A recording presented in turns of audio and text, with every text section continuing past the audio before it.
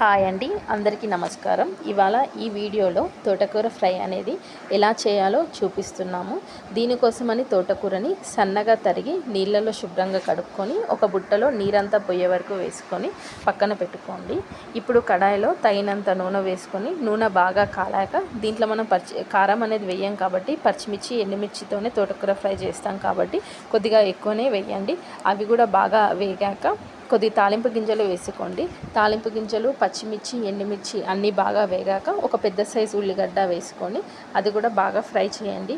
ఇవి మూడు బాగా నూనెలో ఎర్రగా వేగాక ఒక హాఫ్ స్పూన్ పసుపు వేసుకోండి. హాఫ్ స్పూన్ పసుపు వేసి అది కూడా బాగా వేగాక మనం తోటకూర ఫ్రై చేస్తున్నాం కాబట్టి దీంట్లో ఒక్కటే టమాటా వేయండి, ఎక్కువ వేయకండి.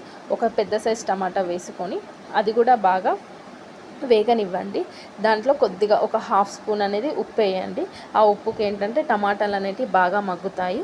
ఆ టమాటా మొత్తం బాగా మగ్గాక మనం ఇందాక బుట్టకేసిన తోటకూర ఉంది కదా, సన్నగా తరుక్కున్నది, ఆ సన్నగా తరుక్కున్న తోటకూర అనేది మొత్తం వేసి బాగా కొద్దిగా ఇప్పుడు ఇంకొక హాఫ్ స్పూన్ అనేది ఉప్పు వేయండి.